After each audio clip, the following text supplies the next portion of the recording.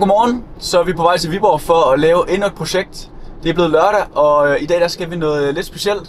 Vi skal faktisk hen og filme en pige, som der skal være med i Miss Danmark. Hun skal lave sådan en video, hvor hun fortæller omkring, at hun støtter et godt formål, hvis det er, hun vinder. Så hele hendes pengepræmie, den skal gå til det her gode formål her. Og grunden til, at det er blevet mig, som der lige præcis skal lave den her video for hende, det er fordi, at jeg har en forbindelse til dem, der har den her organisation med det gode formål. Så det er igen et klassisk eksempel på, at ens netværk, det arbejder for en. I dag der vil jeg tage igennem hele dagen fra start til slut, fra at vi får det filmet til at vi får det afleveret i aften forhåbentlig. Kom med og se, hvordan det hele hænger sammen i dag. Så er vi ved at være der. Jeg skal bare ud og hilse på dem.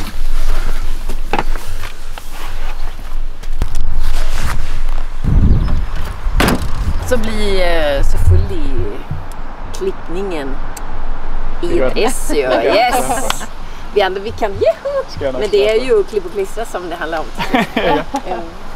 Så vi filmer en masse og bruger måske kun en lille smule af det, men så har vi i hvert fald til din rådighed, hvor du bare, så det passer. Præcis. Ja, for det var det, du skrev. Ja. Så blev vi færdige med at filme for i dag, og jeg tror, det bliver en mega fed video. Lige nu der er jeg taget hjem til mine forældre, der sidder lige og redigerer lidt, og så senere skal jeg mødes med en af mine venner, og så skal vi ind og spise ind i byen. Og så kører jeg så hjem til Aalborg senere i aften. Men jeg tror virkelig, at videoshootet det blev sindssygt godt. Vi fik lavet både interview med Signe, der skal være med i Miss Danmark, og med hende, der har organisationen, og nogle forskellige, der bruger den. Så jeg tror, det bliver en rigtig fin video, og jeg glæder mig til at præsentere den for de andre. Nu går jeg lige i gang med at se, hvad for nogle klip det er, vi har lavet, og ellers så er det bare så er jeg i gang med at redigere. Hvad fuck er det? Hvad fuck er det der? Hvad fuck er det der? Hvad så gammel? Hvad så? Fuck, så stilet ud. Er du forretningsmand eller hvad? Hvad har de opgraderet eller hvad? Forklar din forretning på 30 sekunder. Okay, jamen vi tegner din tanke og idé. Vi tegner din behov for en bolig. Vi sparer kommunikationen. Altså, du skal ikke kommunikere med kommunen for jer. Fuck. Aalborg. Vi snakker juli måned.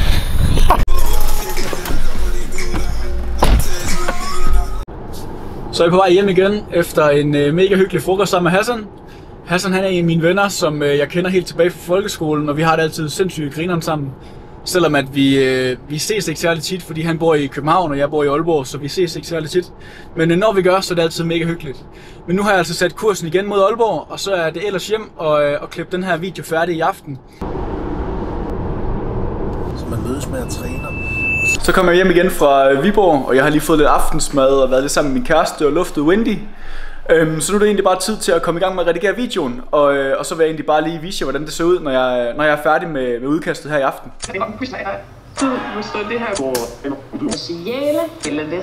Så blev klokken altså rimelig mange, og jeg sidder lige og lægger sidste hånd på redigeringen. Men jeg tænker lige, inden jeg afleverer projektet, så vil jeg lige gå igennem, hvad det er, jeg har gjort, og hvordan jeg har gjort det.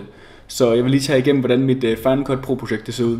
Jeg har optaget nogle forskellige interviews. Det første interview, I ser her, det er det med Signe, hvor hun sidder ude i skoven nede ved en sø.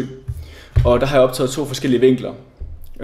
Og det har jeg så klippet sammen på den her måde her. Jeg hedder Signe Bonde, og jeg er Miss Danmark 2025 finalist. Og jeg er også pårørende. Jeg var ikke særlig gammel. Jeg var omkring 13-årsalderen, da min far blev ramt af en rygmarvsskade, og det påvirkede min familie meget.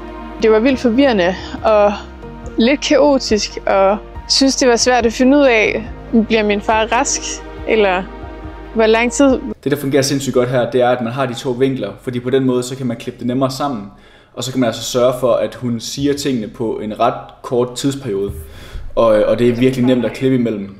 Hvor står det her på, og hvad betyder det? Og det rykkede også på nogle roller. Lige pludselig var det også mig, der skulle trøste mine forældre.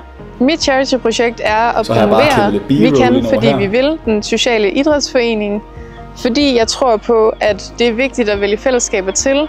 Fordi det er også meget at gå igennem, både som familie, og både som den ramte, men også som den pårørende. Så kommer vi over til interviews med hende her, Helena her. Det er hende, der står for organisationen. Og så Kim, han er også en af dem, der står for organisationen. Föreningen Vi kan fordi vi vill är en social idrottsförening för människor med fysiska handikapps, deras pårørende och hela deras familj och nätverk.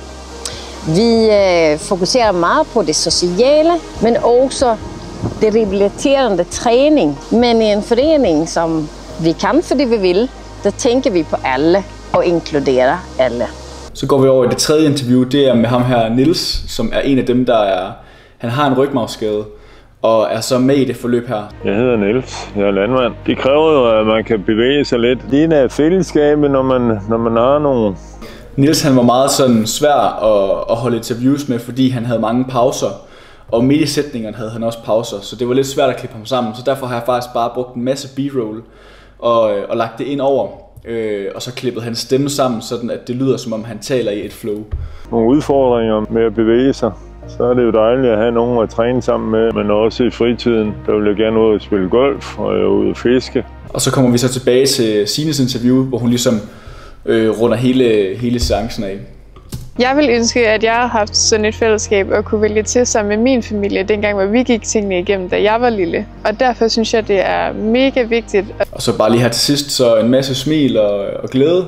Det plejer altid at virke super godt. At støtte den her forening og sikre, at andre i lignende situation, både dem, der er ramte, dem, der er pårørende og familien som helhed, har livskvalitet og opsøge generelt fællesskaber og kunne dele og spejle sig i. Så stem på mig, hvis du vil være med til at støtte andre i lignende situation. Fordi vi kan, fordi vi vil. Jo egentlig et forholdsvis simpelt projekt, men det kræver selvfølgelig også, at man har udstyr til det. Jeg havde selvfølgelig nogle super godt lydudstyr, der kunne tage vinden. 2 forskellige kameraer til det her dual setup. Det fungerer virkelig godt, synes jeg. Og så bare en masse god b-roll. Og så selvfølgelig det her cinematiske lyd indunder. Så kan man næsten ikke gå galt i byen med sådan et projekt her. Så det er altså det, og det har jeg tænkt mig at aflevere nu her. Og så må vi altså se, hvad for nogle rettelser der kommer. Det kan jo være at skyde helt ved siden af. Det ved man aldrig, så det er altid spændende. Jeg kom lige til at snakke med en af mine venner omkring det her med at koncentrere sig derhjemme og sådan noget. Fordi han siger, at når han skal sidde og arbejde eller sidde og lave skole derhjemme, så kan han ikke rigtig koncentrere sig. Så derfor kan han bedst lige ligesom at tage væk hjemmefra, og så tage op på skolen for eksempel og forberede sig inden eksamener og sådan noget. Og sådan har jeg det egentlig også med skole og meget forskelligt arbejde. Men når det handler om at redigere videoer, eller sidde og skrive til kunder eller sådan noget, så har jeg faktisk ingen problemer med at koncentrere mig derhjemme. Og jeg tror egentlig bare, det har noget at gøre med, at man godt kan lide det, man laver. Så det er jo selvfølgelig mega fedt, og jeg føler mig meget heldig over, at jeg har fundet noget, som jeg faktisk synes er federe, end at sidde foran fjernsynet og se Netflix. Nu har jeg lige siddet og brugt 3-4 timer på at redigere her til aften, fra klokken 9 til klokken 1 her. Men projektet her, det er faktisk afleveret nu. Og jeg synes, det er blevet mega godt. Det har jeg også skrevet til pigerne, at jeg synes, det er blevet et sindssygt godt projekt, og jeg glæder mig til at høre, hvad deres feedback er. Og så kan de altså ikke klage over leveringstiden i hvert fald, fordi vi filmede det i formiddags, og det er leveret her til aften. Men det var simpelthen det. Nu har I set, hvordan at et projekt er for mig, fra jeg tager det ind til det bliver afleveret senere. Og det hele det er faktisk jeg er blevet klaret på en dag. Hvis I vil se med i næste video, så vil det være mega fedt. Jeg glæder mig til at høre, hvad I tænker om den her video. Skriv det ned i kommentarfeltet. Tak for i dag. Vi ses. Hej hej.